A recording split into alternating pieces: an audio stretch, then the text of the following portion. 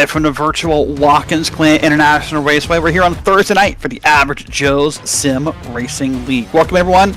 My name is Derek Watson. Got Howie Burrows pushing the buttons and making me look and sound good behind the booth. A little bit of a late start tonight, a little bit of a power outage at home, so a little bit of a last-minute start. Sorry about that. We're going to get right to tonight's starting grid. We'll do our ad reads and thank our sponsors as the night goes on. But we're glad you're with us here live on Green Flag TV. Let's take a look at tonight's starting grid.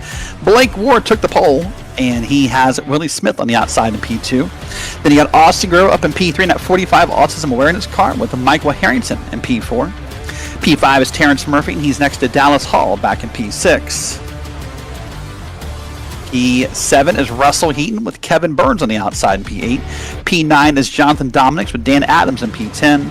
Michael Weaver and Justin Day round out your top 12.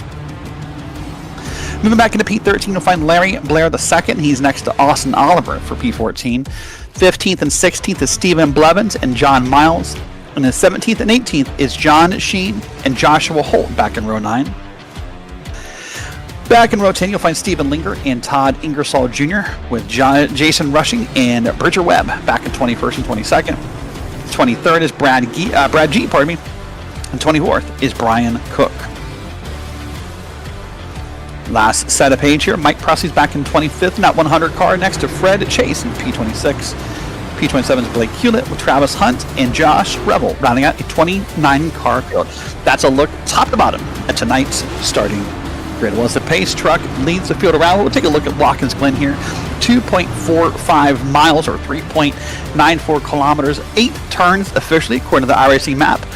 Place opened back in 1956 as a street course, a very different map than what you see of it today. Of course, 45 miles an hour down pit road. Lap record about a 1 minute 10 and a half seconds roughly at this track. So here's your points. Michael Harrington up in the lead by a good number of points over Michael Weaver, Terrence Murphy, Stephen Blevins, and Joshua Dominics. And then Sheen, Ward, Milne, Hewlett, and Chase in your top 10. Willie Smith, Ingersoll, Cook, Blair, and Webb in your 15. And then Rushing, Guerrero, Day, Holt, and Brian Matthews round out your top 20.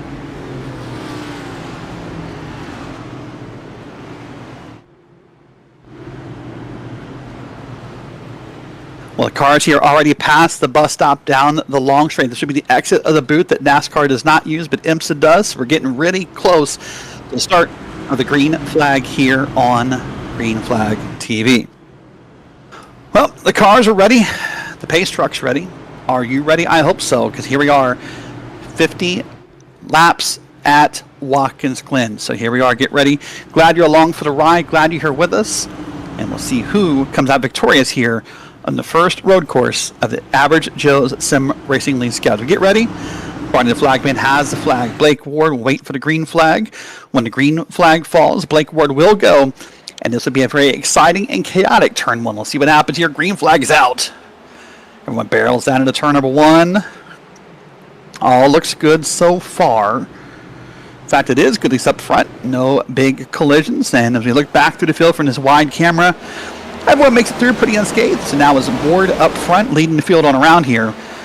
And up single file through the S as they go. Very good start for this group here. A couple of good saves.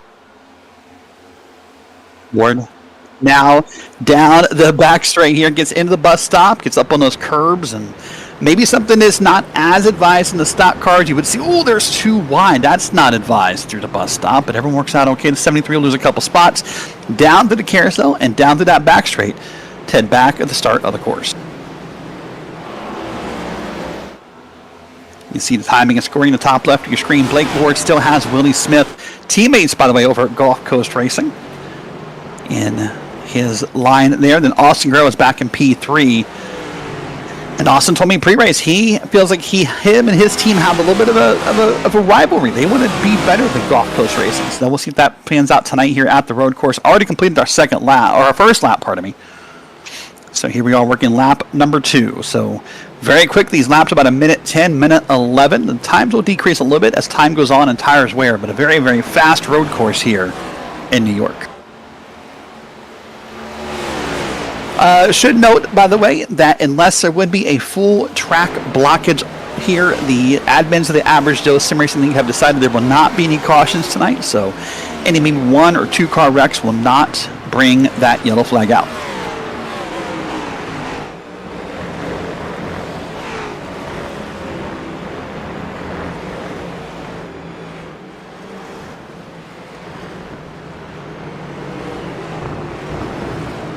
Well, here we go now out of the bus stop here. This is something called the inner loop, and the outer loop is what you'll hear some people refer to these corners as. And through the outer loop the cars go. You got to be very careful on the throttle control there. Now up here at the front of the track though, this takes you to turns 7 and 8, the penultimate corner and the final corner of the road course. And oh, there's a car around, and I think that's going to be saved somehow. That's Russell Heaton in the Lowe's car. And boy, that thing wiggled both ways, but he's okay. A little off the pace already. Seems dropping down further with that slowest time there. Willie Smith just at the fastest lap, by the way. So he's running down Blake Ward pretty fast. Here's Kevin Burns. He's back there in 99. Doing a pretty good job overall. Well, you know what? You ever wonder what it's like to ride in a stock car on a road course? I know a bunch of you have. I know there's people watching along. We got watch parties tonight. We got the YouTube chat rocking. Well, let's do this. Let's pick a car. Maybe let's pick Willie Smith, who's up in P2 running down our leader. Let's ride along for a lap. Let's see if you can join us here on Green Flag TV and if you can feel the noise here at Watkins Glen.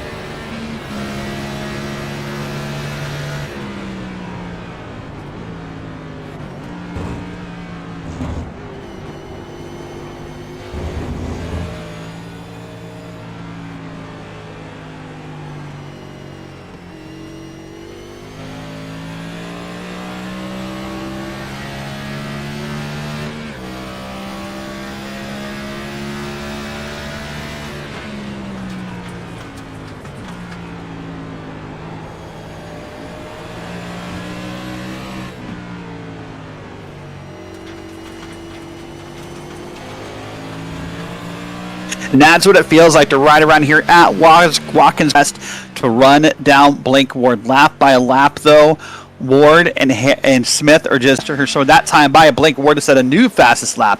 He's the first driver down in the 1:10 mark here at Watkins Glen. Well, as this race has progressed here for the first 5 or so laps, a couple wrecks we need to take a look at. Oh, there's one right there. That is Joshua Holt in that 69, or as soon as John Miles parked in the 69 car. He's parked sideways there. That happened just at the pit entrance. Maybe luckily for him, not far to go to get repairs done, but going the wrong way is John Miles. So he's now down pit road. Here's going to be Terrence Murphy and Michael Harrington, by the way. Watch, this is down the back straight, up out of the outer loop. And is it going to be a hook here? No, I thought maybe it's going to be a left hook. Oh, there it is. Yep, got the back bumper and the 5 car on around, up in the kitty litter, in the grass, and able to drive away. Watch it again here from up top. You'll see this is going to be barely a hook here on the left side, I do believe, coming into the corner. A little more aggressive braking zone, and the 5 on around. Well, meanwhile, up front, here we go. This is the battle again for the lead. Look at that gap they got back behind them. These guys are comfortable. They got about 4 seconds back from Ward and Smith, back to Austin Carrera, Kevin Burns, and Larry Blair for your top 5.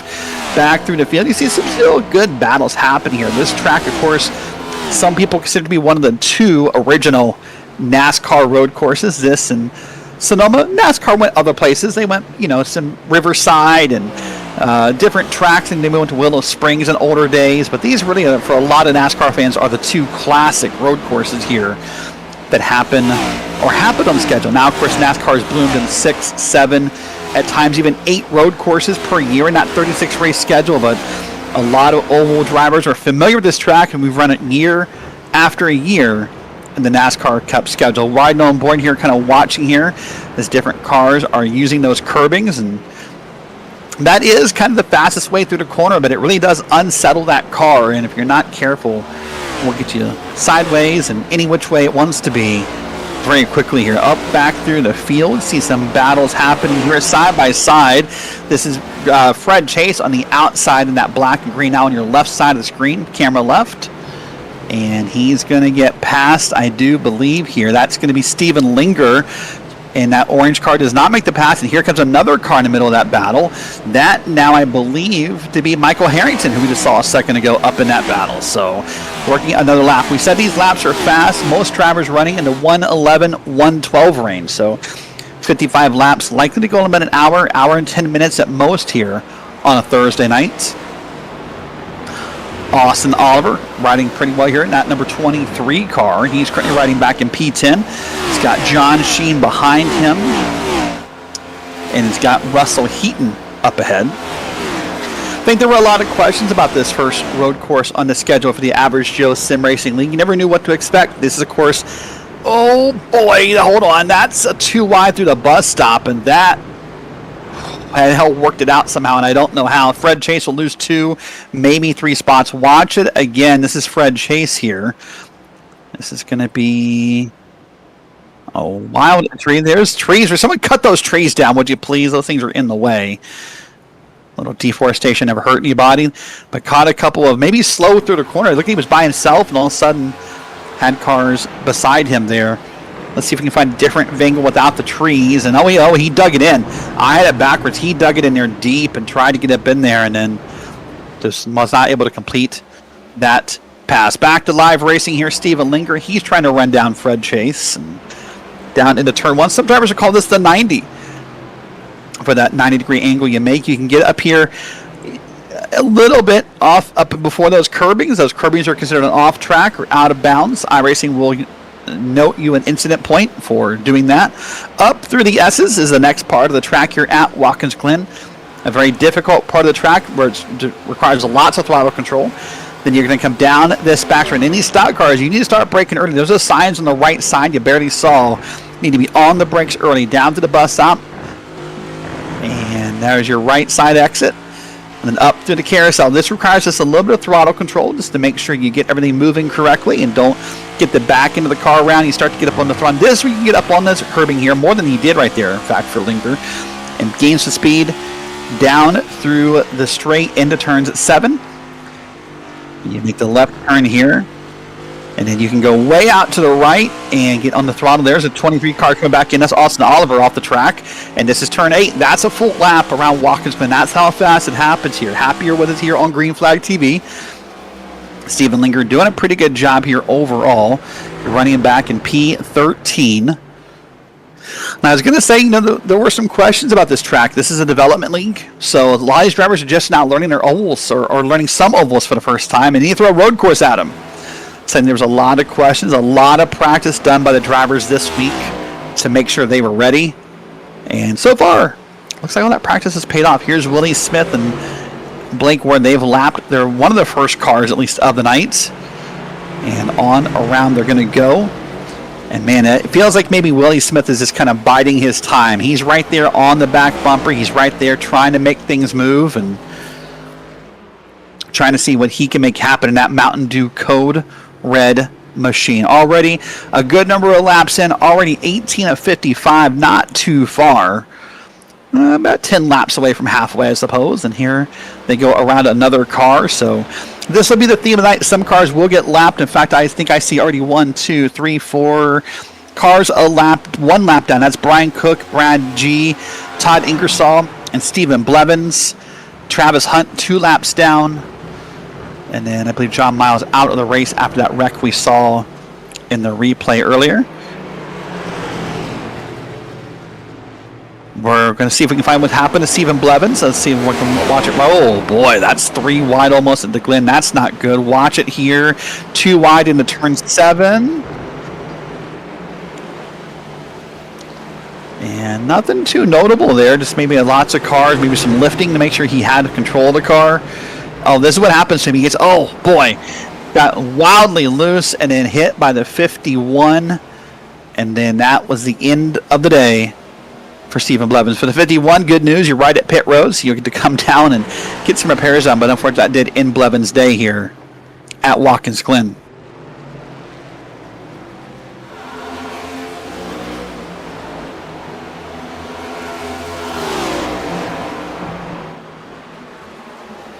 Nice little choo-choo train of cars right here on the track at Watkins Glen. I see Lingers involved in that and a few others. And everyone's just kind of waiting for someone to make a mistake. In a road course, maybe you're not always battling the drivers, you're battling the track.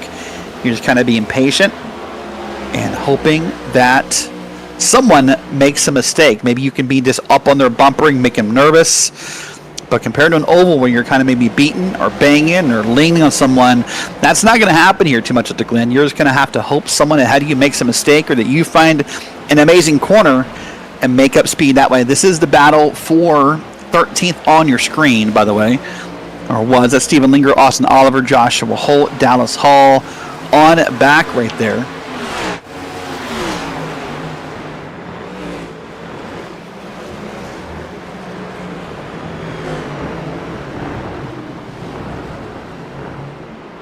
This track hosts many famous events, not only through NASCAR, but for IMSA with the 6 hours of the Glen.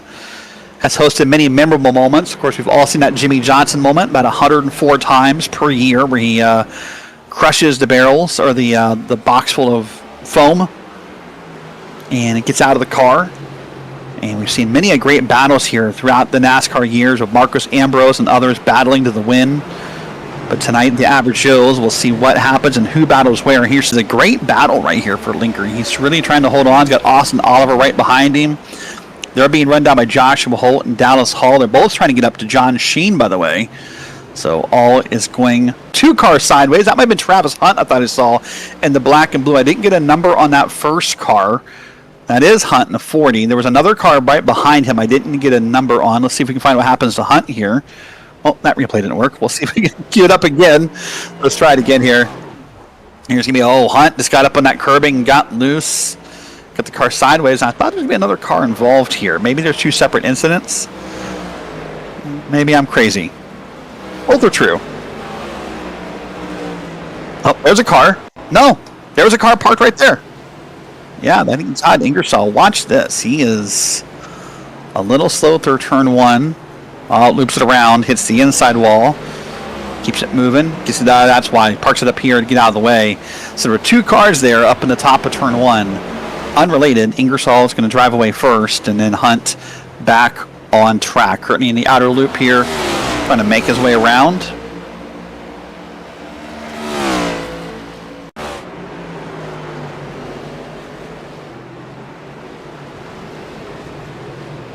Oh boy, for Larry Blair, that was a hard hit. And I think this might be the end of Larry Blair's day here. And he's going to come down pit road, see what's fixable, but I'm guessing not much is fixable on that car.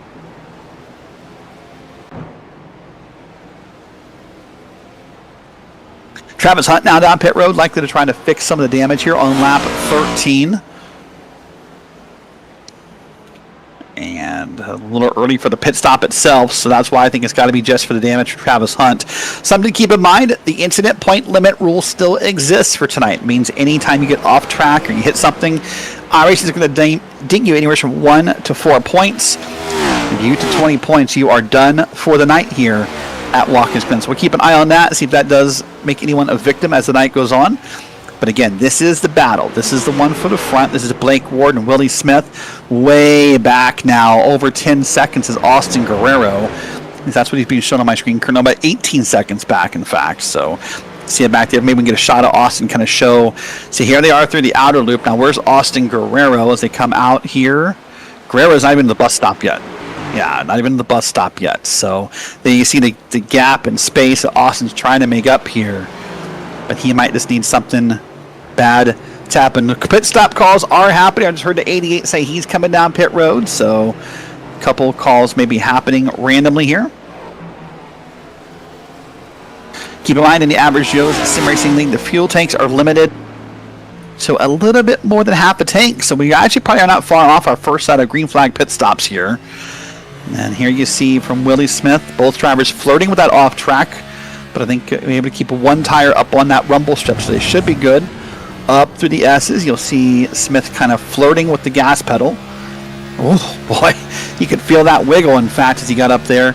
Now he tries to stay right behind Blake Ward. Now the good news for Smith here, we're not at a super speedway per se, but you could get a little bit of draft down these straights.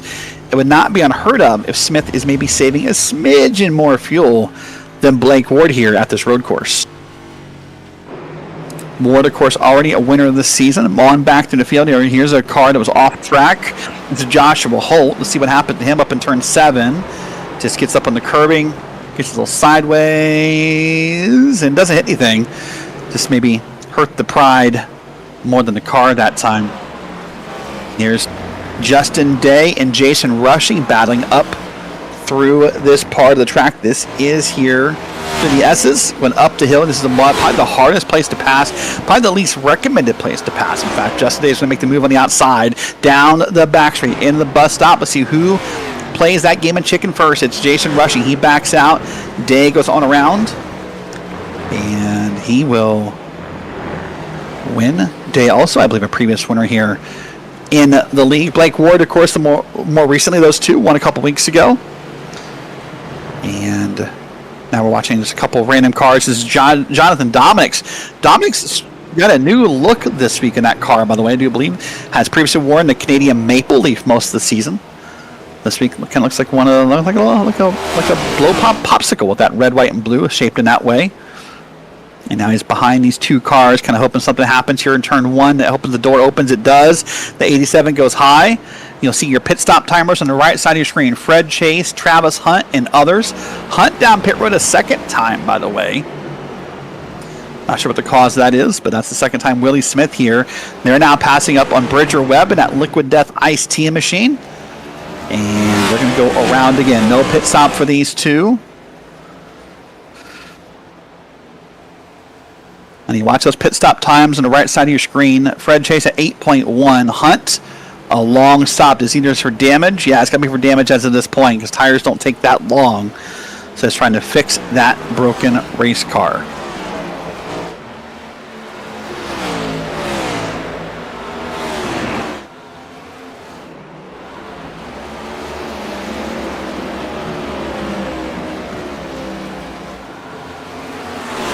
Looks like Travis Hunt may have had a black flag. That may be the reason for the hole. So we'll take a look at that. Why don't we get at least due to a local technical problem. So let's do this while we have a moment here. Let's go ahead and thank tonight's sponsors for the race. I'm going to start by thanking Brad G, who sponsored this race specifically here at Watkins Glen. The Watkins Glen 135, or the Idis Macro made you a pair of jean shorts 135. And here was Brad's message to the league. Macrame isn't just for wall hangings. It's a fun, creative way to breathe new life into your old denim. Turning a pair of jeans into macrame shorts combines the best of upcycling with handmade style. By cutting and knotting the denim into intricate patterns, you create something totally unique. And they're perfect for summer festivals, beach days, or just making a statement. It's a mindful, hands-on craft that lets you slow down, focus, and unwind while making wearable art. Plus, it's sustainable.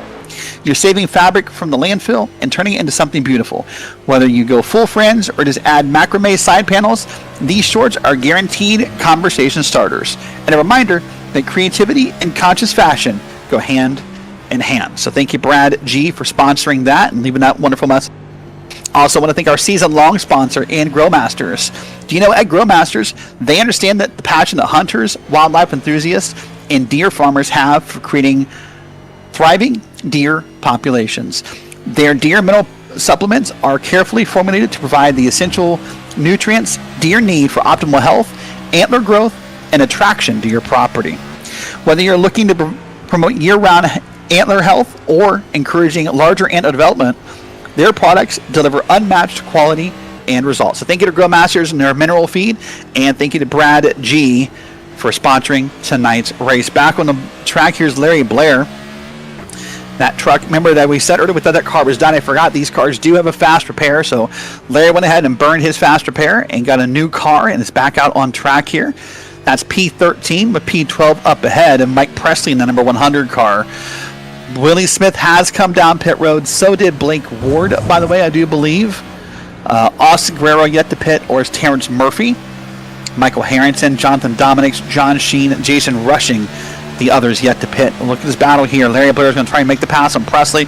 Gets to the right side. Way out breaks him. Little aggressive braking up through the grass. Going to pick up a side gig of Moen Launch for $20. And Larry Blair, he found Fred Chase parked up in the outside of that bus stop there. Fred Chase parked up there. That car will be hurt. Let's see what happens to him. Gets down to the bus stop, uses the curbs, Yep, too much curb. And tried his best. You know what? Not that bad, actually, all things considered, for Fred Chase. A very small tap. Still annoying, still frustrating, but a tap nonetheless here for Fred Chase.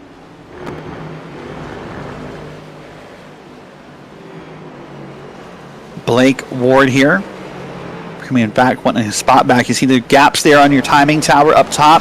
That means they've not pitted yet. Jonathan Dominics might be one of the last few. Mike Presley's down there on that list as well. And I think maybe Brian Cook, Brad G. But other than that, everyone has been down pit road. Austin Guerrero up top, I apologize, has not done it yet. So we're going to track for that. Once he does, Willie Smith might perform the undercut on Blake Ward. Blake has fallen back to P2. Willie's up to P1. So Willie is your new race leader here officially at Watkins Glen. This is that 5 car in Terrence Murphy. Remember, he had that wreck earlier. Likely used his fast repair as well. Down the back straight is Terrence Murphy. Riding in a bit of a 3-car train right here. That's going to be Kevin Burns up ahead and Michael Weaver on back. You see on the side of your screen, Austin Guerrero has finally come down pit road, by the way. See that timer's ticking up, just got to his box here. Now, some people do debate on the NASCAR stock cars with the way the tire model works that you don't behave better. So you'll see probably a mix of tire strategies here at this road course. 14.4 means Austin did take tires. 14 some means Dominics did. So we'll keep an eye on and see. I think everyone up top maybe did take tires this time. But if we're pitting on lap 20 at the latest, that means we're pitting one more time before this race is over. I'd be curious to see if anyone doesn't take tires in the second round of pit stop.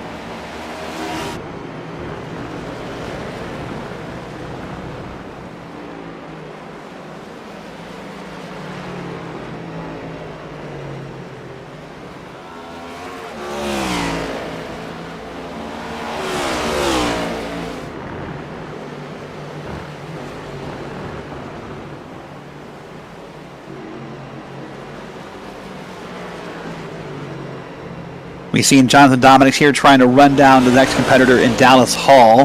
Hall in that red machine gets way wide. Now that is not an off track compared to other parts of the track here. That is perfectly allowed. This next corner as well, you can get pretty wide here up on the right side if you want to, out of turn 7.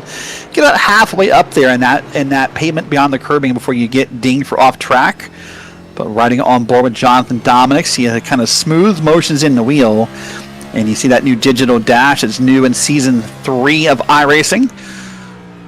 And you see him way off the throttle, way down the gears, getting ready for turn 1.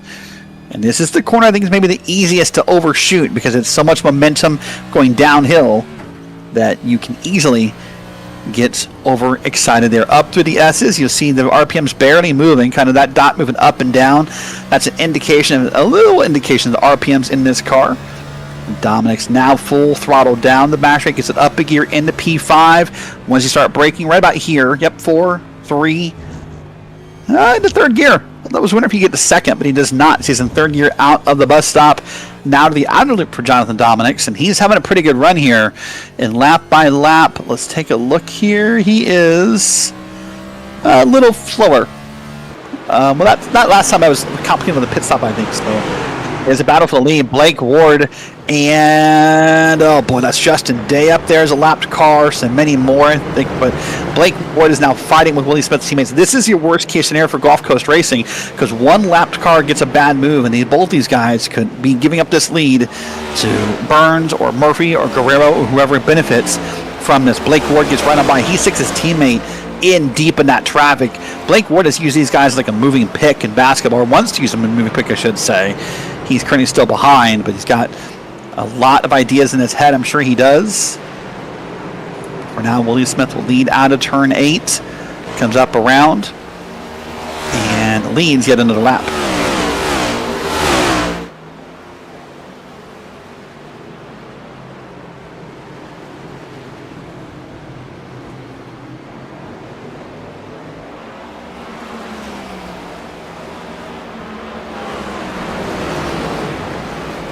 Couple of apologies across the radios as it's still getting kind of dicey. Up to the S's we're racing. This is the worst place to race at the Glen, but Ward and Smith know they have to get around those lap cars, and they did an amazing job. I was nervous, just kind of sitting here biting my lip, waiting for it to happen, and luckily all is good. Down to the bus stop here. Now it's back to just these guys racing on skill.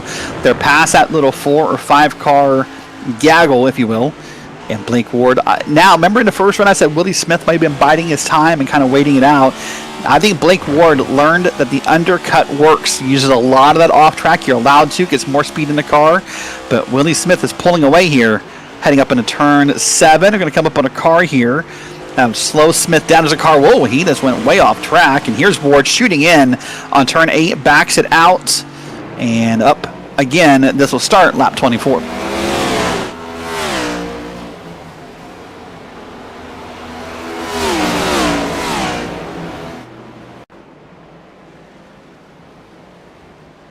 Watch it again here. Let's see what happens to Willie Smith as he's crushed the wall. Oh my God, he does. That back end smacked that wall. Blake Ward goes right on by. Justin Day in the lap car goes on by. And now the question may be what happened to Willie Smith's car. We know it hit the wall, but what damage did it do? He's already back by at least a second, if not more. So he may have some trouble and have to use his fast repair in that car. Austin Guerrero's up in P7 or down to P7, depending upon your look, because he was in P3 before the pit stops. And he is trying to work his way back through traffic, and he almost hit the wall out of turn 8.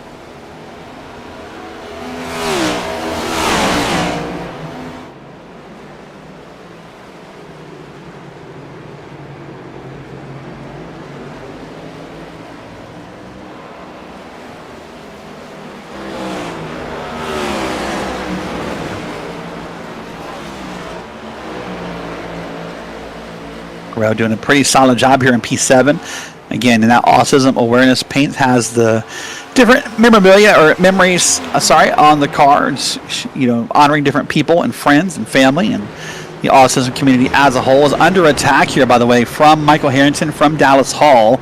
Those drivers both probably less than a second behind him here.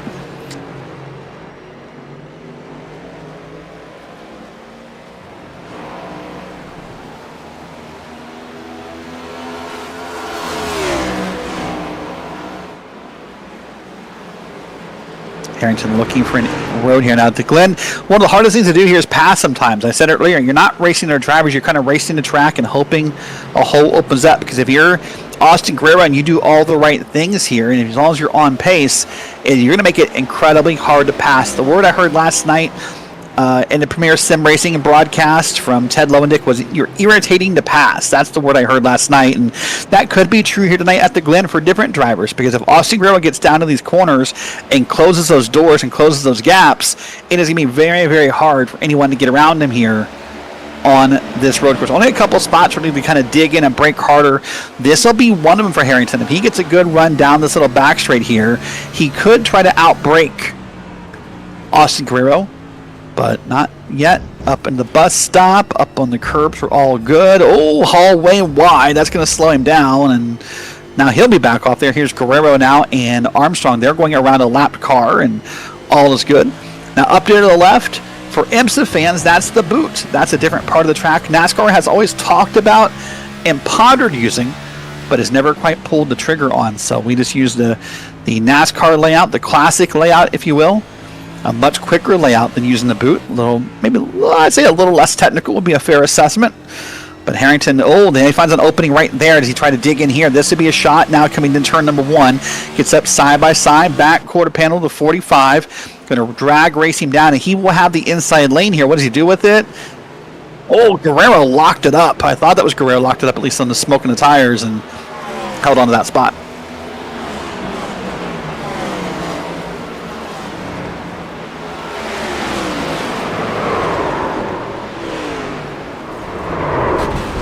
hold on. Big wreck here. Oh, 2, 3 cars involved. 4 cars involved. The fourth one kind of got in there. Watch what happens right here on the screen. This is Guerrero. This is Harrington. Guerrero gets in the corner. This is up to the S's. Now, I've hinted multiple times tonight, you don't want to pass in here. Harrington stuck his nose in, and just the momentum alone carried Guerrero around. And then Guerrero gets him sideways. Harrington, they both hit opposite walls. A red car, I believe, is Dallas Hall, is going to get involved right there. And one more car is going to kind of graze this pack. I didn't see who that was going to be. Oh, it's Jonathan Dominic's. And after that, it all gets cleared up on track.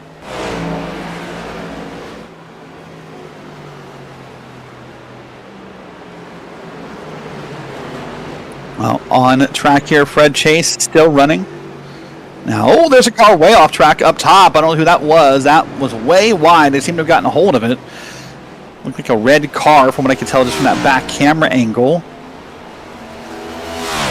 Is that Dallas Hall, maybe? I think it was. Just from the paint color I thought I saw go with a little blur. Yeah, it was Dallas Hall. Way wide out of turn 7. Watch this here.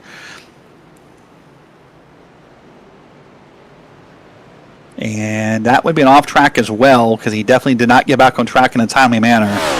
So that 20 incident point will peek its ugly head around here as time goes on. Glad you're with us here on Green Flag TV. Thanks so much for hanging out. Still watching a couple of great battles. Again, Howie Burrows is pushing the buttons, making me look and sound good in the production truck. My name is Derek Watson, on the call with you here tonight for the Average Joe's Sim Racing League. That's Austin Guerrero, despite getting turned around, still racing pretty well for the moment here.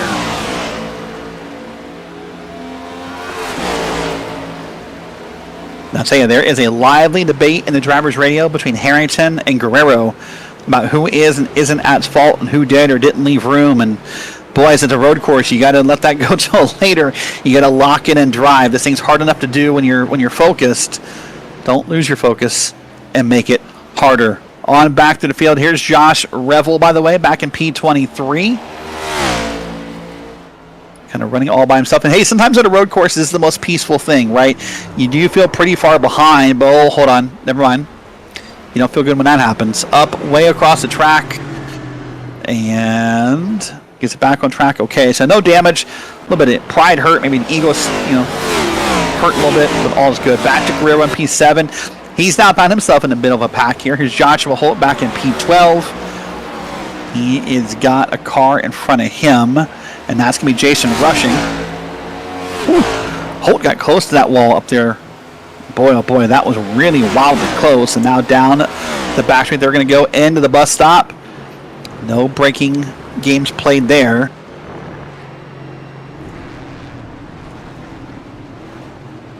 Yep, there's a wreck here. I believe John Sheen is slow. We'll wait and see what happened there. Those infamous trees are going to be in the way again. Oh, we're good here. John Sheen up ahead. I think there were some slow cars and some smoke up ahead. Oh, boy, that's a 51 again, I think.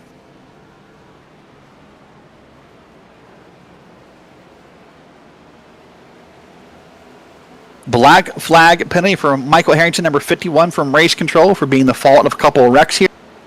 So he will serve that this time. But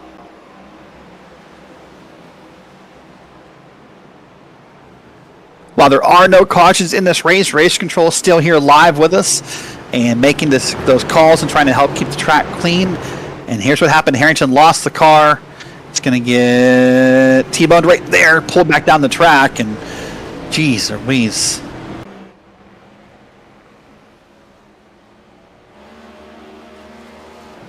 Race Control finally getting to the point where they're handing out penalties and warnings. And they were trying to be a little lenient at first and understanding maybe some drivers not that great at road courses. But as time has gone on, I think that is wearing a little thin. Here's Russell Heaton Sr., by the way, up through the bus stop. Does pretty well. He's got Joshua Holt right behind him. And these guys right now are battling for P11 and P12. I think it's important to note, though, if we look at the top 5, even the top 10, we got Ward, Smith, Burns, Weaver, and Blair, and then Chase, Guerrero, Oliver, Linger, and Rushing. So maybe some new names as a road course will provide, getting to heed the battle. So always fun to see some new names up front. Look at that up top. The laps have gone from up to down. Now we're counting down in the laps. 25 laps to go here at Watkins Glen. Austin Oliver in the 8. He right now is involved in a couple of incidents tonight. And right behind Austin Guerrero. This here is fourth position. This is P7, P8 on track. Both these cars right now, these are the last, or excuse me, I guess these are the first two cars on one lap down. Both these cars have been lapped by the leader. Fred Chase in P6 would be next. He's about 10, maybe 11 seconds off, depending upon lap times. But these cars right now, one lap down in Guerrero and Oliver. Blake Ward, Willie Smith really are walking away with this race. They got 31 seconds on Kevin Burns in P3. Michael Weaver, another 15 seconds back. So this really has become a two-car race. Wear and tear of the tires and some of the different factors of this track. And even, boy, Blake Ward's walking away. I mean, now, remember, Ward and Smith at one point were side by side or door to door or bumper to bumper, if you will. Now there's 2 seconds up front. Look in your timing tower. You'll see even Ward starting to walk away here. So maybe harder this time for Willie Smith to perform that undercut. We're getting close to our second round of green flag pit stops. Fred Chase has already stopped. He did a 14.8. I would think from here he may be on the verge of being good on gas, but these drivers will pit in a few laps and they will be good. Here's Austin Oliver trying to run down a couple of cars, starting with Guerrero right there. The car up ahead, this is a lapped car. This car is not involved in this battle. That's the 7 car, and he's just had a tough night. We've seen him get passed by a few leaders a few times tonight. See, everyone so far, for the most part, has made one pit stop, maybe back to Larry and Blair, who made a second one for that damage. See that number there on the left side of your screen.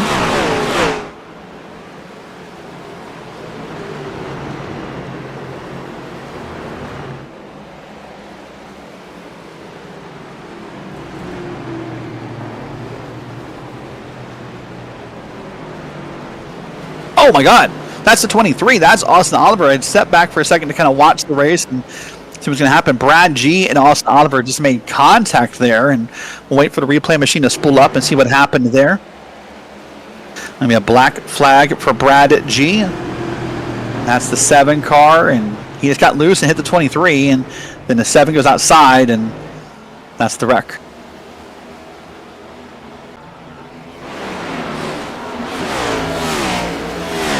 Russell Heaton's up to P7, by the way. Having a pretty good run here tonight. Austin Oliver's down pit road, so he'll be trying to get some damage fixed.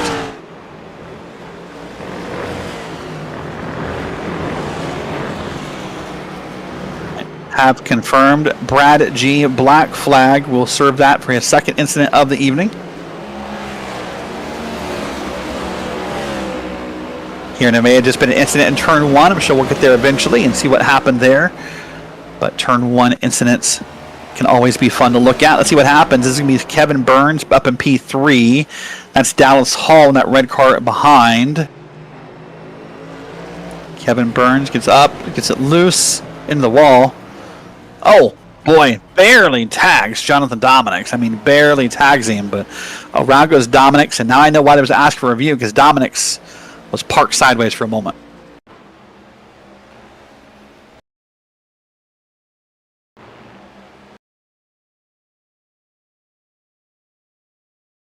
Kevin Burns said he already had damage, was trying to hold onto the car, and that's what caused that incident there, but not sure how race control will feel about that moment. On track here, this is Russell Heaton. He's now caught up to Steven Linger.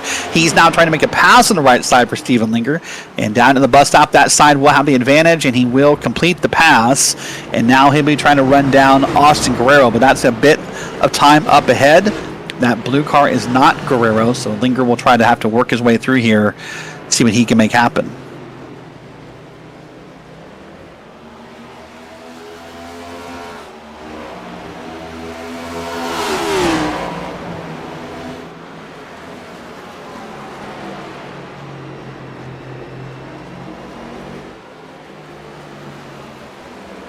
Great battle here for Linger happening here. He's trying to get up that car up ahead of Heaton. Heaton has pulled away and left this 100 car of Presley in the way. So In basketball, we call them moving picks, or I guess in racing we call them moving chicanes, but whatever you want to call it, Heaton left one there for Steven Linger, and Linger's having a much harder time getting around Presley. On back here is Jason Rushing.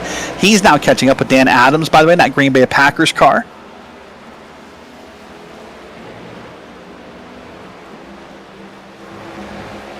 So I'm waiting to see what be happening with race control. I think now the race control is said that the next level after your black flag would be disqualification from the race. So maybe it's making the drivers aware if you had a couple incidents that, hey, we've got 21 laps to go. You might want to clean this up a bit. Here is Willie Smith. He's going to get sideways, and he'll loop it around. This was the driver who probably had the best chance of catching Blake Ward, and no longer does. Was stuck to the inside of Jason Day, side by side to the bus stop, got up in the curbing, and looped it around.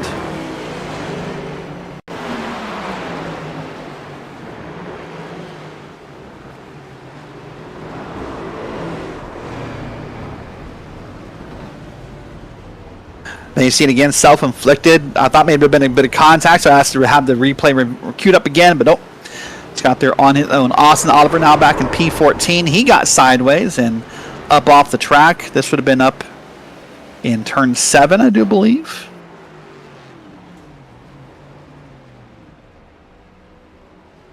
No, sorry, that's out of the carousel. That's out of the outer loop. I do apologize. That's a different look. Sorry, that's Stephen Blevins in the outer loop. I got my cars mixed up for a second. And he's parked waiting. Here's Joshua Holt. Yeah, he goes on by, and then he gets up in the curbing, and left front into the wall.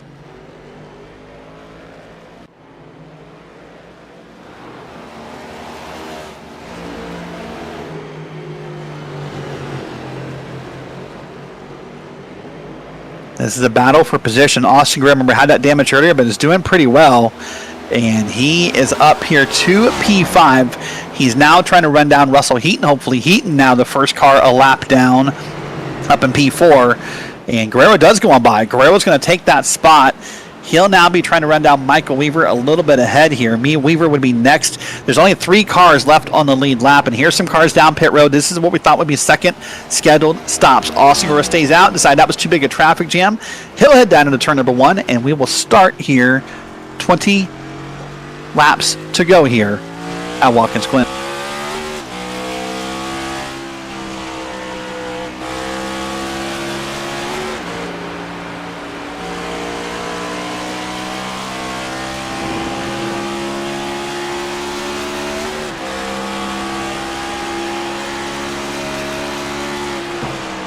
Riding on board with Austin Guerrero, looking on back here. Down through the bus stop. And this really has been a battle for some drivers. We talked about this being a development league where some drivers really are, have learned a lot this season on the ovals, and now we're throwing on a road course. We went from 4 corners to 8. We went from left turns to right turns to chicanes to S's and everything else. So while this may be the easiest road course on the NASCAR schedule, it doesn't mean learning a road course is easy in a NASCAR stock car.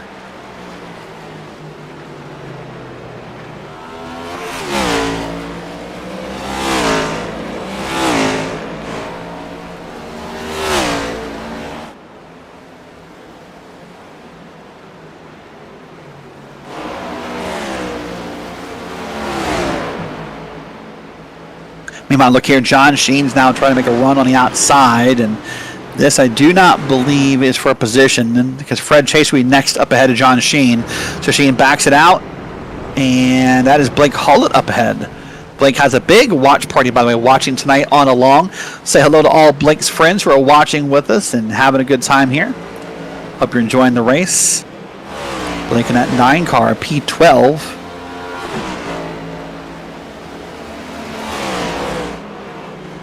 John Sheen now up to P12. He took that spot away and going on here. But boy, this really has become the Blake Ward race. Maybe our first race all season of dominance by a driver. Unless something were to happen in the next 18 or so laps, Blake Ward has this thing. It feels like locked up, doesn't it? So we'll see what happens. Night goes on. Joshua Holt, lots of repairs, over 2 minutes now on that timer. So trying to get that car fixed up. Must be out of fast repairs. Austin Oliver's going to dig to the inside here. make the pass in the 9. They're side by side to roll both drivers way up the track. And I now believe Oliver got around Holt up through the S's. We saw this pass here go bad earlier involving Austin Guerrero and Harrington. Here's a pass again for Fred Chase. He wants to get involved. He makes a pass up to the S's. He makes it clear. And now Fred Chase up a spot here on the back straight.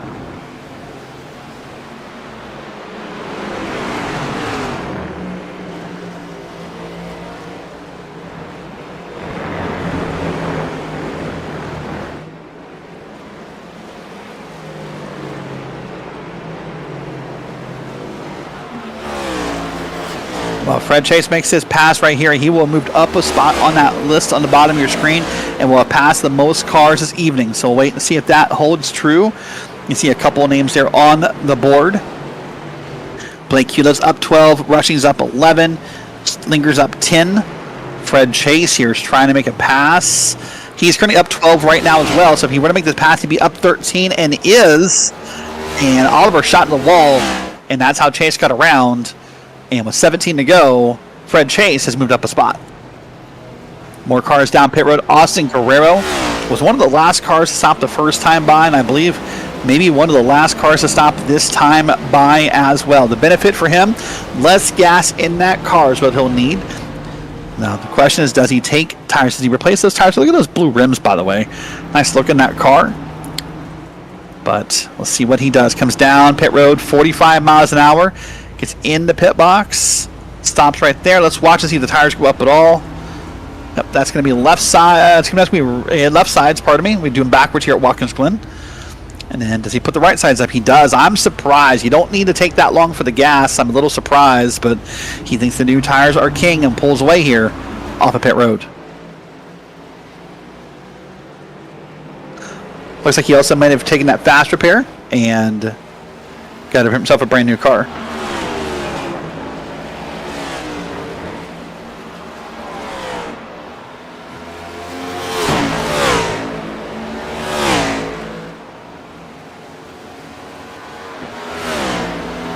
Austin Guerrero now up to P8, by the way, having a good run here. He's been up in the P10, I think, almost all night long, maybe except for a pit cycle, you know, when everyone hadn't pitted yet, but doing a good job. Under attack by Steven Linger, not that far back as Linger from Guerrero. I can tell you right now, through the pit cycle up to P6, Dallas Hall has unlapped themselves temporarily while the pit stops are happening. We'll see if that sticks as the run goes on. Mike Presley's on pit road. See that up on the top right of your screen. Fred Chase trying to attack here, and again wants to move up in that goal. Remember, he's already up 14 spots tonight. That's more than anybody else. Can he be up 15? Let's find out what happened to John Sheen. Chase all over his back bumper, maybe a small bump even. Gets here to the right side of the road, and Sheen just moves over, backs up, and lets him go. So Fred Chase now up 15 spots this evening.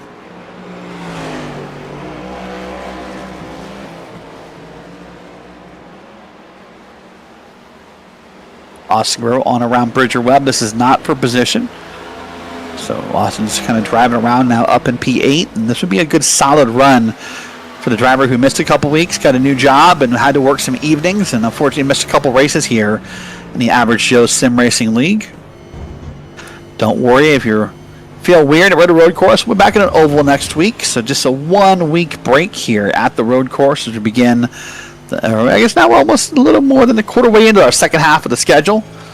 So this season will be over. Ends early September. So we're about a month and a half-ish away from the end of season 1 of this thing. There on your screen, you see the difference between Austin Guerrero and Russell Heaton.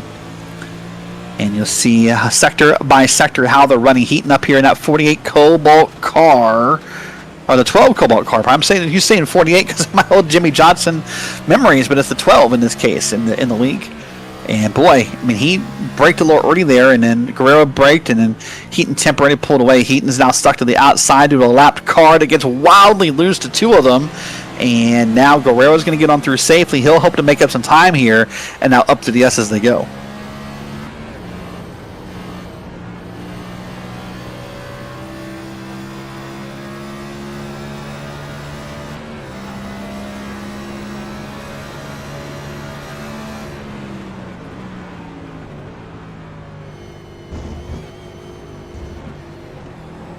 Just heard the call, 88 car pitting this time, so we'll see what that puts the 88 after those pit stops are done. But on screen here is still Heaton and Guerrero. This battle is going on, and they are fighting now less than 0.2 of a second away.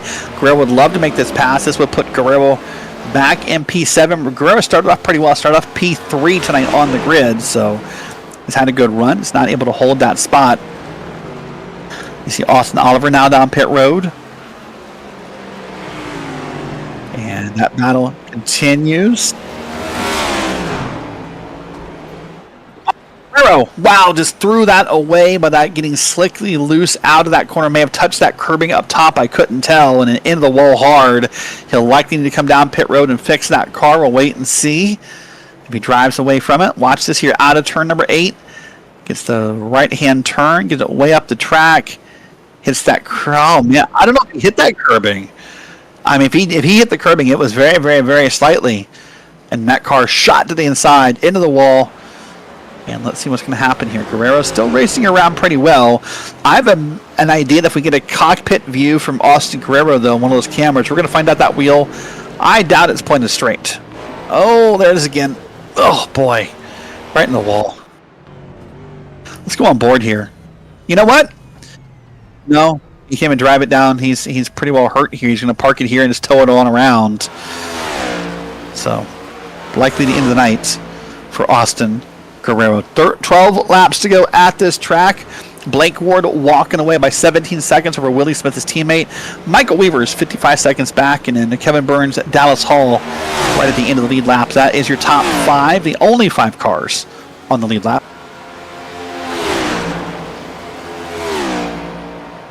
This is Justin Day and Michael Harrington right now. This is a battle for position. This is for a P13 and 14 on the track. And right now Harrington has just a slight lead and able to kind of hold it right now.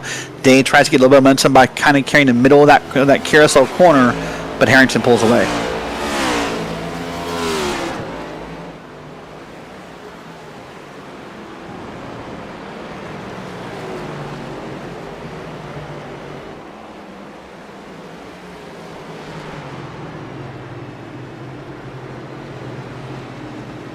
Looks like Day is going to come in here and pit.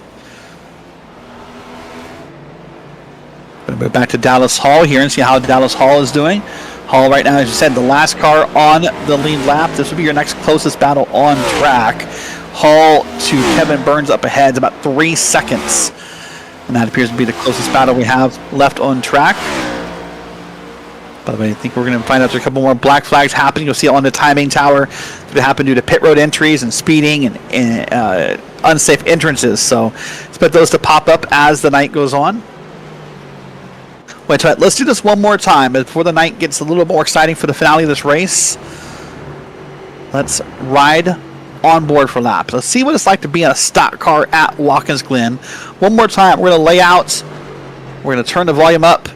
And we're going to let you feel the noise at Watkins Glen.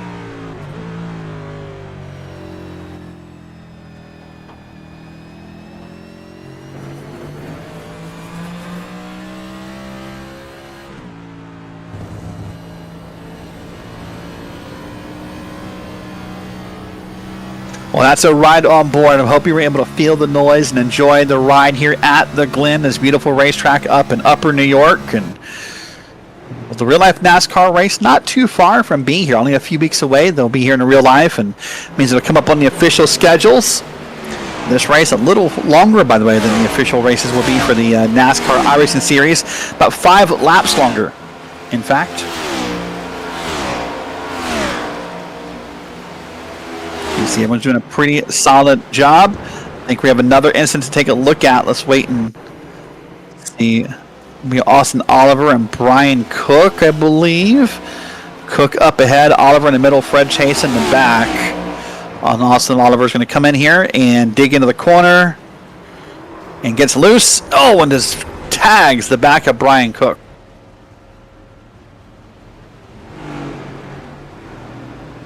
I think they may have wrecked again here. Let's wait and see.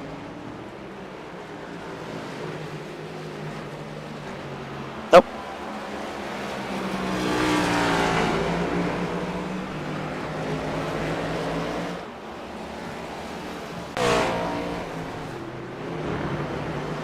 Oliver did apologize to Brian Cook, and I'm not sure what that'll do for you at the end of the day, but the apology does mean something. A lot of drivers in the service may not apologize for a moment like that, so to have Austin Oliver own up to that and apologize does mean something. But boy, again, Blake Ward has walked away, now over 20 seconds over Willie Smith. Over a minute up on Kevin Burns, the last car in the lead lap, likely to get lapped here. Possible for this race ends. Here's Dan Adams in the Green Bay Packers car. He is trying his best here.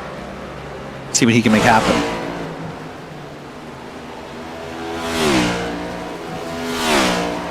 Adams currently running back in P20, by the way.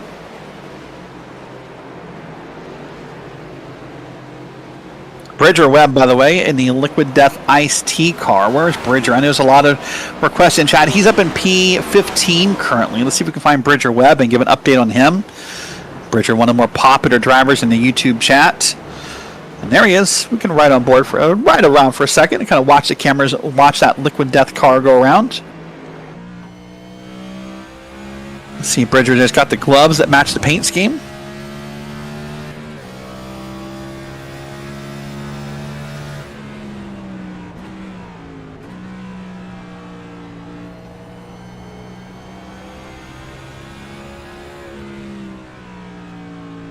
Brian Cook makes the notice to drivers, I know I'm slow.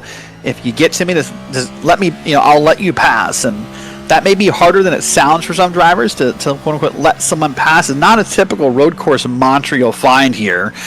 Typically, you'll want to stay your line and make someone pass you. A lot of times you can try to, whoa, Dan Adams is going to pit somehow. I did not hit the wall, amazingly.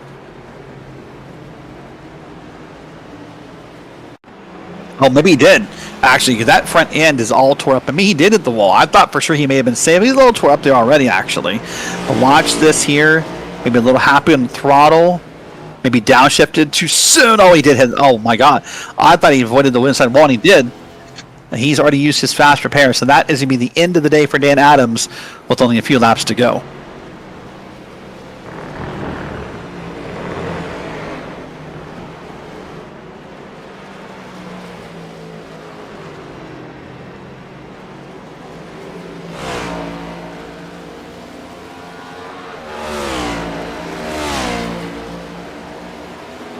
Well, here we are back to live racing action. You see a couple cars riding around here. That's Kevin Burns in the 99. And he is actually put up a little bit more of a gap between himself and the leader. So he is trying his best to have that moral victory of finishing on the lead lap here with 6 to go. And he'll come on around this time. And he's hoping he can stay ahead of Blake Ward and not get lapped.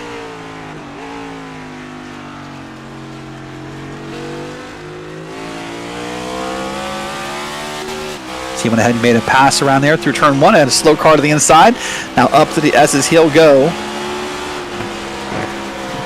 This track, of course, formerly a Grade 1 FIA track, no longer Grade 1, can no longer host F1 races. And part of it has to do, I think, with just the proximity of the walls to the track. There's not a lot of space here. And there are some other factors that go into how you grade an FIA track. It's not just wall placement, but wall placement does definitely play a factor in. At the bottom right of your screen, you'll see a very oddly rotated track map. That's sort of Watkins Glen turned up on its side right there. From that angle, it kind of looks like a foam finger, waving, celebrating their favorite driver or favorite athlete. But technically, Watkins Glen turns about 90 degrees to the right there. And that's how Watkins Glen actually looks there on that track map. It's a small moment. That's how the ATVO software provided it, so that's how it appears. Oh my gosh, how it appears is closer in the windshield than he thought for that car who just smacked that wall. That looked painful for the two.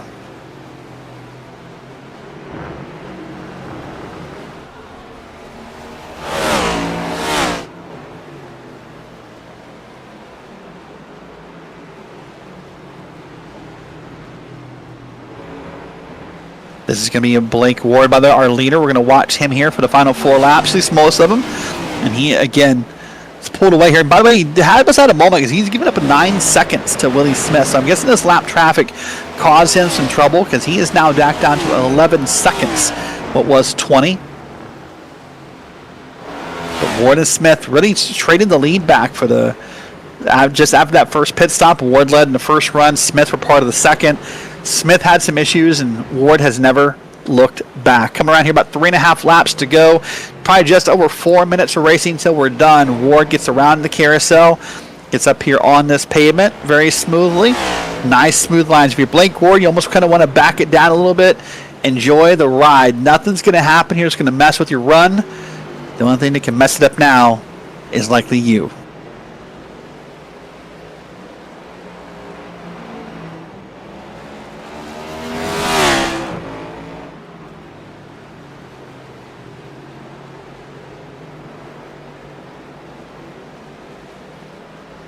Ward now comes down here. 3 laps to go this time by. Down into turn 1. Stays there and does a pretty good job. Don't really recall seeing too many drivers. Only a few drivers out of the race here. Travis Hunt, John Miles, Dan Adams, Terrence Murphy.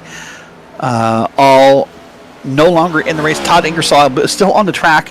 And P25 11 laps down. So not that big of attrition. Maybe it's somewhat a thought as this night goes on.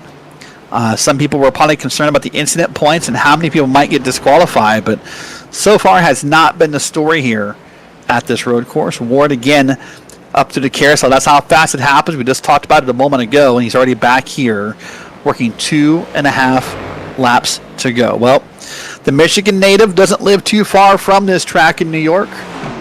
A road course specialist, has driven many endurance races for Tabitha Rossi Esports, and always loves to get those in. Just talk about those DQs and would they happen. Here is one. It's going to be Russell Heaton. Let's see what's going to happen to him, where he's probably up in turn 1. He's going to get too wide and get his 20th incident point. He's going to get here, start to make the right-hand turn. See the tires smoke up. Up the track he goes. There's your off track, and that will end his day. 20th point for Russell Heaton. Joshua Holtz had an incident here, by the way. Let's take a look at this real quick. This will also be down to turn number 1. A pretty common place to have incidents. He also goes pretty wide. Oh, and does not get it checked up and hits the outside wall. I thought for sure he was going to get it turned around, but was on the brakes and could not get it moving.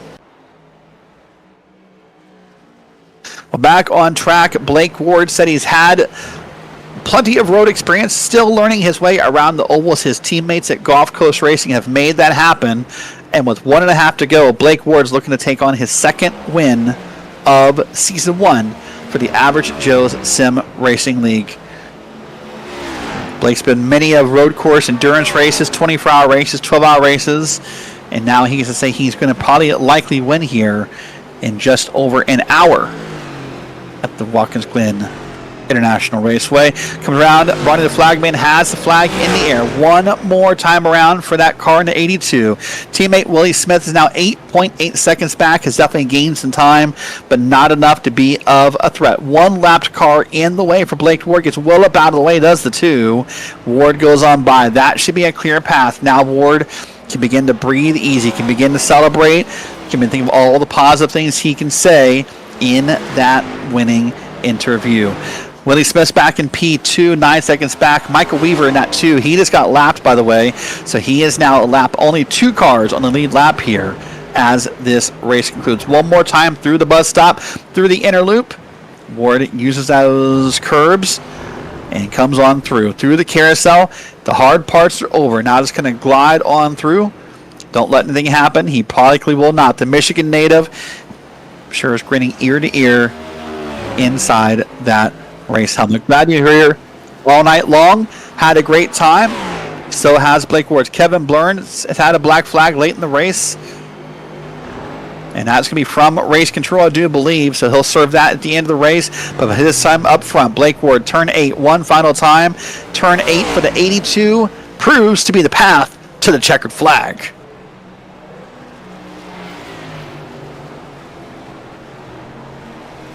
We'll wait on a moment here for other cars to come on through and finish the race. And boy, Blake Ward just walked away.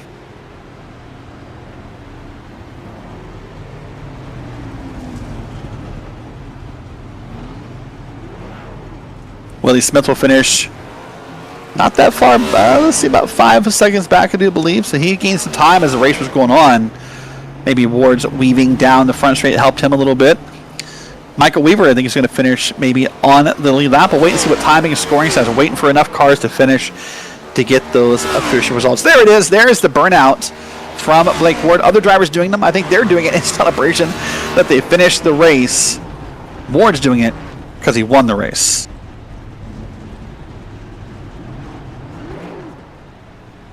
Well, in a moment, wow, that's not a word. In a moment, we'll pull up our unofficial results and see how this race concluded and who finishes with. There's Michael Weaver in P3, kind of doing a couple burnouts.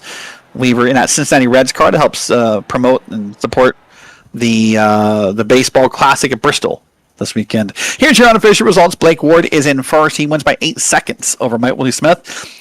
Michael Weaver is scored a lap down, as is Dallas Hall, Larry Blair, Kevin Burns, Fred Chase, and Steven Linger. Blake Hewlett in the 9 is 2 laps down, as is John Sheen through your top 10. Back in P11 is Jason Rushing, Justin Day, Michael Harrington, Bridger Webb, and Mike Presley in your top 15. Austin Oliver, Russell Heaton, Brian Cook, Jonathan Dominics, and Josh Revel round out your top 20. Then we get in the cars that really had a bad night. Joshua Holt, 7 laps down. Austin Guerrero, 8 laps down after having a pretty solid night for most of the run. Brad G, 8 laps down, as is Stephen Blevins, Todd Ingersoll. And then Dan Adams, 11 laps down, and then the cars that did not finish. Terrence Murphy, Travis Hunt, and John Miles round out a 29-car field. Well, what a race it was. What a great time it was around this road course. A pretty great overall showing for your first road course in the Average Joe's Sim Racing League. We'll take a moment, wait for our drivers to become available for interviews and see who does pop up in the waiting room and who gets in the green room. But boy, what a night it was. What a great run it was for Blake Ward. Had a pretty solid overall run. Blake may still be celebrating with his teammates. We'll wait and see here where they are.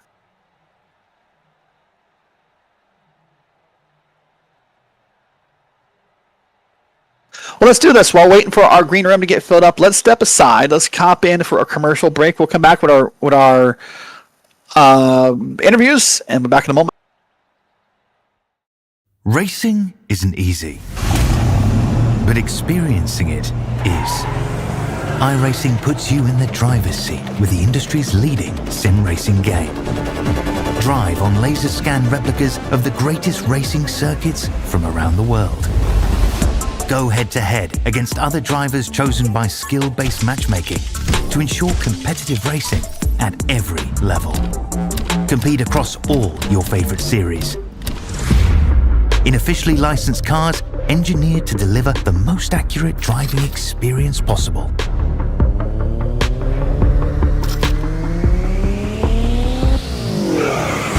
Join a race or host your own with players from across the globe. Race against the computer or in a league with friends. Feel the thrill behind the wheel. Visit iRacing.com. All right, back here at Watkins Glen International Raceway for our post-race interviews. And no better place to start than the man who walked away with this race, winning by 8 seconds over his teammate. Blake Ward, how's it feel to win at Watkins Glen? They call it walking away with the wins, Glen, if you know what I'm talking about. No. But for real, that was so much fun. Like, genuinely, I had a blast. And Willie, dude gave me an absolute run for my money until he had kind of a bad time through traffic, I think. And then it kind of settled everything down there, but that was so much fun, dude. So, of course, we come in here for a league for development for oval drivers. We put them on a road course, and I think we saw some drivers maybe had a rough day, maybe having a hard time learning this course quickly. Yourself, though, you've done multiple endurance races. You're maybe come from the road course side, so you would say definitely an advantage for you? Yeah, I think that was pretty visible. I mean, I should probably turn my fan off because it's probably making my microphone sound bad. But yeah, I don't hear no, anything, so you're okay. I do IMSA for the most part on iRacing. I don't do a whole lot of ovals. So Watkins Glen is the second home. I love the track. It felt so weird learning this car in it, though. I'm so used to downforce and light cars. I'm having to like lift through the S's and stuff and brake like halfway down the pit straight. It was super weird to learn, but I could tell like just like the braking and the trail braking and keeping the car under control was my strong suit today for sure. Would you say that maybe was the traffic or the racing in itself maybe more difficult or tough than you expected? Yeah, no, it was pretty tough because I mean the cars are so big and heavy. It's hard to go side by side that much, and I'm just trying to kind of keep it safe in the lead. And some lap cars want to get out of my way in a good spot, some want to get out of my way in a bad spot, and some don't want to get out of the way at all, which is fine too. So. But no, I'm used to picking through traffic, so I was just kind of reading the body language of the cars there. But yeah, that was I could tell that's kind of where the distance started to grow between me and Willie was when we hit the traffic. Well, next week we go to Pocono, and I bring it up because it's a track that some drivers kind of oddly compared to a road course. 3 corners, but 3 very vastly different corners, so it gives that road course feel. Have you driven at Pocono before? And if so, what's your comfort level there? I think I did like a couple practice laps one time for an official, and I wasn't really a huge fan of it in like the 5 minutes I spent there, so I kind of left it on the back burner. So I have no idea how I'm going to do there. That is definitely a wild card. I've never been to Pocono or anything like Pocono, so I don't know. That's a big toss up for sure. It's your second win of the season. Congrats on that. Anyone you want to say hello to or give a shout out to? There's actually a lot of people, if you don't mind. First off, I would absolutely love to give a shout out to everyone at Gulf Coast. Like I said last time, my homeboys, we were practicing pretty hard for this one. Tabula Rasa Esports brought me in to do some endurance and ovals and stuff there. Been an absolute blast learning from them, racing with them. And I got my main friend group down at Mesopotamia. I got a lot of people there. I mean, I got Nowit, I got Tristan, I got Nick, I got Ninja Monkey, all my boys there. So a lot of people to shout out and thank today. It's been a good day. All right, Blake. Well, listen, it's been a pleasure talking to you. Congrats, and we'll see you in 1 week at Pocono. Absolutely. Appreciate it, boss. Very welcome. That's very odd. Not everyone has a friend named Ninja Monkey, but I guess if you're Blake Ward, you have that accomplishment. Let's talk to one of the other friends of Blake Ward, Willie Smith, teammates over at Gulf Coast Racing. Willie, well, it was a close race until it wasn't, I guess. Yeah, it was. I had a lot of mistakes on my end, and I mean, good run to Blake, and another 1-2 finish for GCR. So a very difficult track tonight for a lot of people. It looked like maybe you've had some previous road course experience. None. Oh, okay. Zero. Well, never mind. I thought you were doing pretty well then. That's a damn good ride for someone with no experience. I appreciate that. Just a lot of practice. Trying to hit the marks. Yeah, that's just a lot of practice. Fair enough. Well, next week we go to Pocono. How much practice do you have at that track? None. I don't have really. The only tracks that's coming up that I have like somewhat is like Homestead. Okay. So all these tracks is going to be completely new for me. Well, a lot of times you'd be concerned if a driver has no experience, but based on how you did tonight, Pocono might be in trouble. Well, there was, like I said, a lot of practice. A lot of guys helped me, and stuff that I couldn't figure out. I watch my teammates do, and then I try to implement my driving style with their driving style, and just tonight it just luck of the draw. Fair enough. Well, listen, Willie, great run tonight. A pleasure talking to you. Anyone you want to say hello to or give a shout out to? Yeah, my wife and my kids, and my old man watching up the holler there. Well, I appreciate all of them watching Derek. along. We appreciate you guys too. It's been a great season of racing. A pleasure watching you, and I guess we'll see you next week up in the hills of Pennsylvania. Yep, sure will. If That is Lord Willie willing, Smith. creek don't rise. There you go. All right, good night, Willie. You too, brother. All right, that was Willie Smith. Let's get in our third place interview. That will be the man who tried his hardest not to get lapped, the man currently wearing the colors of the big red machine of the Cincinnati Reds and the 2-car, Michael Weaver. A great run overall. I think you're probably happy with it. I know you tried as hard as you could not to get lapped at the very end. Yeah. That was a tough one. I'm really happy with how I finished. It worked out that the leader passed me, and I didn't have to go an extra lap, that 55th lap, because I would not have made it. I hope you didn't catch all my bumbles at the end trying to save fuel. Not too many. You're fine. So you're wearing, of course, the colors of the Reds this weekend. You got the Speedway Classic at Bristol. Yeah, with the Braves, a fun series there. And of course, last week you and some friends had some fun with the Cincinnati Chili ad read, trying to get me to say it was really chilly, even though it's not. It's not chilly. A disappointing run in the Chili Bowl for us, but the cars look great out there, and I'm glad that you at least know what it is. Probably most of our viewers don't. But yeah, the Reds are in the Speedway Classic on Saturday against the Braves, playing in the infield of Bristol. So had to rep the team on my car today. Yep, it's going to break an attendance record I saw today. I think I saw 85,000 fans be packed into Bristol to watch a baseball game. Well, next week we go over to Pocono in that tricky triangle. How much experience do you have there? Are you looking forward to it? I don't have a ton in the Cup car. I do like the track a lot. I feel good going into it. I put a lot of practice in Watkins Glen this week, so it's going to be the same for Pocono, and I'm ready for it. Fair enough. Well, listen, Michael, it's a pleasure watching your race. Good job on the podium, and we'll see you next week. Thank you very much. All right, that wraps up our podium interviews for the evening. Well, lots of words can be used to describe tonight's race. Of course, left and right maybe come to mind first. Some beaten, some begging, some bruises, some wall hits, and everything in between. It's been a pleasure having you along. I want to once again say congrats to Blake Ward here for winning in the Growmasters Average Joe Sim Racing League. If you missed this race or any race from the Average Joe Sim Racing League, you can catch them all here on the Green Flag TV YouTube channel. Glad you had along with us. Thanks you to Howie Burrows for pushing the buttons behind the booth. I am Derek Watson saying so long and good night.